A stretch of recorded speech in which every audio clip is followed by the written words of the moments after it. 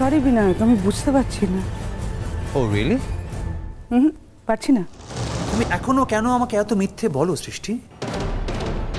কেন আমাকে এত বোকা ভাবো? কেন ভুলে যাও আমি একজন সায়েন্টিস্ট?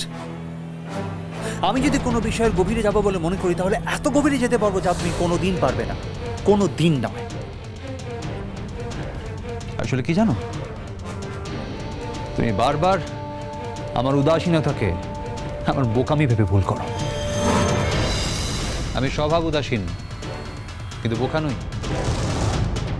আমার অনুভূতি কাজ করে না এমন তো নয়, বরং তোমাদের থেকে অনেক বেশি মাত্রায় কাজ করে। তুমি কি বলছো আমি কিছুই বুঝতে পারছি। তুমি কি বলছো বিনায়ক, বলো। সৃষ্টি, তুমি সেদিন বললে যে তুমি মানে তোমাকে অর্গানাইজারে ফোন করেছিল না, তুমি সেদিন রঘুবীরকে ফোন করেছিলে।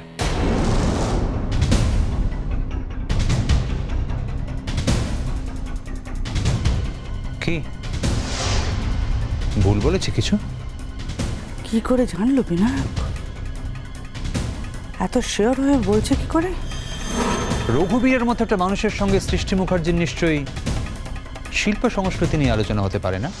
দেখো, উড়িষ্যা যাওয়ার আগে আমি ভেবেছিলাম যে আমাদের বাড়িতে একবার যাব, অন্যবার চন্দন টন্দন কাউকে বলে আমি বাড়ি পরিষ্কার করিয়ে রাখি। আমি তো ওদের সাথে টকিং টার্মসে যেতে চাই না, তাই জন্যই ভাবলাম রঘুবীর ওখানকার লোক, ওকে দিয়ে যদি বাড়িটা পরিষ্কার করে। চন্দনের বদলে রঘুবীর? আসলে আমায় সেই জন্যেই তোমাকে বলিনি, জানি তোমাকে বললেই তুমি রিয়াক্ট করবে। না না না না না, ঘর পরিষ্কার করানোর জন্য চন্দনের বদলে রঘুবীর ঠিক জুৎসই হলো না। I am sorry. জানি তুমি আমাকে অবিশ্বাস করবে, তুমি অবিশ্বাস করলে আমি কি করতে পারি বলো তো? আমার শুধু একটাই কথা বলার, তুমি বা ভূমি তোমরা কাজলের সংসর্গে থাকো না সেটা এক কথা, কিন্তু দূর থেকে ওর কোনো ক্ষতি করতে যেও না। প্রথমটা অ্যাকসেপ্ট করলেও পরেরটা করবো না। আমি যদি কোনো কিছু অ্যাকসেপ্ট না করি তাহলে সেটা পুরোপুরি রিজেক্ট করি, আর আমার রিজেকশন যে কতটা মারাত্মক হতে পারে সে বিষয়ে অ্যাটলিস্ট তোমার একটু ধারণা আছে। তুমি আমাকে ভুল বুঝছো বিনায়ক, তুমি আমাকে এতটা ভুল বুঝতে পারো আমি ভাবতেই পারি না। আচ্ছা বেশ, তাই যদি হয় আমি আমার যাওয়াটা পিছিয়ে দিচ্ছি। যদি কাজলের ক্ষতি করার কোনো প্ল্যান করেই থাকো তবে শুধু তোমার যাওয়াটা পেছনে যে ক্ষতিটা আটকানো যাবে এমন তো না। Vinayak, please don't misunderstand me. আমি এতটা নিচে নামতে পারি যে রঘুবীরকে বলে আমি কাজলের ক্ষতি করাবো?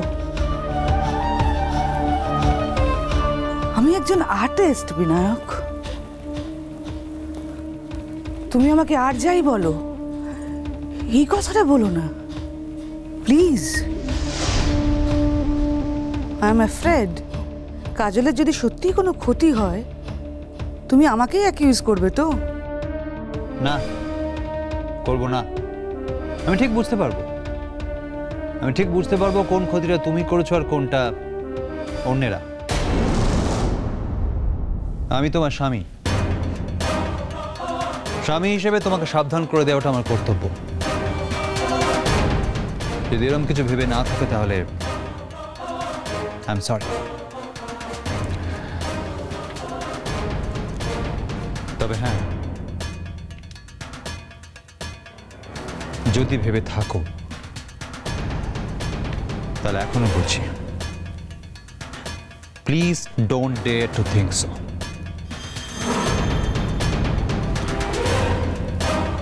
তোমার দেরি হয়ে যাচ্ছে, আর দেরি করলে ফ্লাইট মিস করবে। কোনো কথা নয়, যেতে হলে এক্ষুনি যেতে হবে। সাবধানে যাও।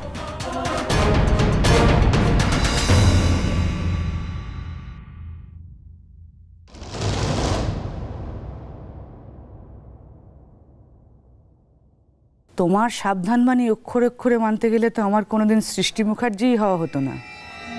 শুধু সৃষ্টি মুখার্জি হওয়াই নয়, আমি সৃষ্টি মুখার্জি হয়েই বেঁচে থাকতে চাই এই নাচের দুনিয়াতে। আর তার জন্যে আমার পাশের সমস্ত কাঁটাগুলো আমি উপড়ে ফেলেছি। এত এতদিন যা করেছি তাই করবো বিনায়ক, এটা তুমি বুঝবে না। বেচারি বিজ্ঞান সাধক, এটা আমার অস্তিত্বের সংকট, আর এটাই আমার কাছে একজন মানুষের সব থেকে বড় সংকট।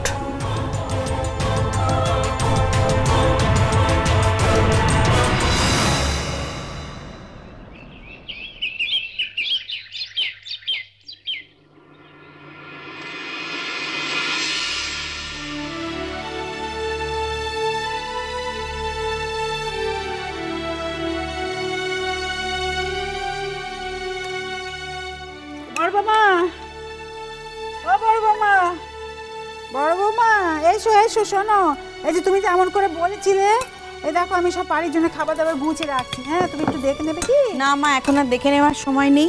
যেমন যেমন বলেছি তেমন তেমন যখন করে দিয়েছেন তখন আর দেখছি না। আচ্ছা। ও জুডো, এক কাপ চা খাবে নাকি বাবা? না না না, এখন আর সময় নষ্ট করা যাবে না আন্টি, আমরা রাস্তায় কোথাও খেয়ে নেবো। ও মা, সে কি গো, এই বড় বড় বৌমা তো একদম রাত থাকতে উঠে সকলের জন্য ওই লুচি আর আলু তরকারি বানিয়েছে তোমরা রাস্তায় খাবে বলে। এসবের আবার কি দরকার ছিল? আমরা তো রাস্তায় কোথাও একটা হল্ট নিয়ে খেয়ে নিতেই পারতাম। সে সময় কি আর পাবে জুটো? বড় বৌমাকে অনেক করে বোঝাবার চেষ্টা করেছিল, এই 8-10 ঘন্টা জার্নি করে পারিমা কি ওখানে গিয়ে আবার পারফর্ম করতে পারবে? বড় বৌমা তো অসম্ভব মনের জোর না, ওর মনের জোরের কাছে কেউ তো আজ অব্দি পেরে ওঠেনি। আজ কি আমরা পারবো? ও বোম বলকে কত করে বললুম, যা না একটু বড় বৌমার সঙ্গে যা না। হ্যাঁ, বড়রা কেউ যাচ্ছে না কো? তো সে বললো না বাবা, আমরা তো জানি না কি করে অমর তো হঠাৎ করে এরকম আটকে পড়বে। সে বলে না, কাল পরশু হলে যেহেতু কি ওরে আপিসে নাকি হেড আপিসের কোন কর্তারা এসেছে, আজকে মরে গেলেও সে যেতে পারবে নিকো। ও ঠাম্মা, আমাদের উপর কি আপনার একটু ভরসা নেই? দেখো না জুডো, তোমার ঠাম্মার কথা শোনো, কতবার করে বলছে যে মা এসব নিয়ে চিন্তা করবেন না, কাল থেকে আমার মাথার পোকা একেবারে বের করে দেওয়ার জোগাড় করেছি। যত বলি সব ভালোই ভালোই হয়ে যাবে, কিছুতেই আমার কথা শুনবেন। হ্যাঁ বড় বৌমা, এমন ঘটনা তো কোনোদিন ঘটেনি। কখনো ঘটেনি বলে কখনোই যে ঘটবে না এমনও তো নয় মা। বড় বৌমা, আমারই বাড়ি থেকে একদল লোক একই জায়গার উদ্দেশ্যে রওনা হয়ে গেল এবং একজনকে নিয়ে যাবার জন্য এক্সট্রা টিকিট কেটে তাকে নিয়ে প্লেনে করে চলে গেল। অথচ আমার মেয়ে একজন প্রতিযোগী হয়েও তাদের সঙ্গে এরোপ্লেনে যাওয়ার জন্য সুযোগ পেল না। বাবা, এমন একটা ঘটনা ঘটলো বলেই আমারও জেদ চেপে গেল। এমন একটা অসম্ভব অশোভন ঘটনা ঘটলো বলেই আমারও মনে হলো আমিও দেখতে চাই ঠাকুরজি ওদের সাহায্য ছাড়া পৌঁছতে পারি কিনা। ও বেচারার কপালে কি বা আছে, তা নাহলে কেনই বা এত বাধা আসছে ওর? তা না হলে একদম শেষ সময় এমন কি ঘটলো যে অমর্ত্যও যেতে পারলো না। কাকুন যে ভেতরে ভেতরে কি মারাত্মক ছটফট করছে সেটা একমাত্র আমিই জানি। আসলে এমনভাবে একটা কাজে আটকে গেছে কাকুন যে আর কোনো উপায় নেই। জানি বাবা, বাড়িকে যে বাইরের আলো বাতাস দেখিয়েছে, নাম করতে গেলে তো ওই একজনের নামই আসে, অমর্ত্য। ঠাকুরজি, আচ্ছা কি আশ্চর্য, কি দেরি করছে বলো তো? এবার তো মনে হচ্ছে জুডোর সঙ্গে গাড়িতে চড়ে আমাকেই চলে যেতে হবে। আমি যে এতবার করে বলে রাখলাম সকাল সকাল উঠে রুমি মিমির কাছে তৈরি হয়ে নেবে, তার তো কিছুই দেখতে পাচ্ছি না। ওই যে, আরে তাড়াতাড়ি এসো, কিছুতেই কি ঘুম থেকে উঠতে চায়? আস্তে, আরে যতবার ঘুম থেকে উঠেছি না ততবার আবার ঘুমিয়ে পড়ছে। পিসি, আমার দু চোখে ঘুম লেগে আছে আর আমাকে কিরকম ঠেলে ঠেলে তুলে দিচ্ছে হতচারী মেয়ে দুটো।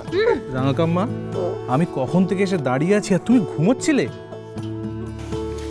আমার খুব ঘুম পাচ্ছে না বাবা, চলো যেতে হবে। আমার ও বাবা, ও বাবা, আমার কত ঘুম পাচ্ছে আর আমাকে ঘুমোতে দিচ্ছে না তুলে। না মা, ঘুম বললে কি চলে বলো? হ্যাঁ, আজ গাড়ি করে কত দূর বেড়াতে যাবে, এখনো ঘুমোলে কি চলে এইভাবে? হ্যাঁ, রাস্তায় যেতে যেতে কত সুন্দর সুন্দর জিনিস দেখবে, কত আনন্দ হবে, কত মজা হবে বলো মা। হ্যাঁ।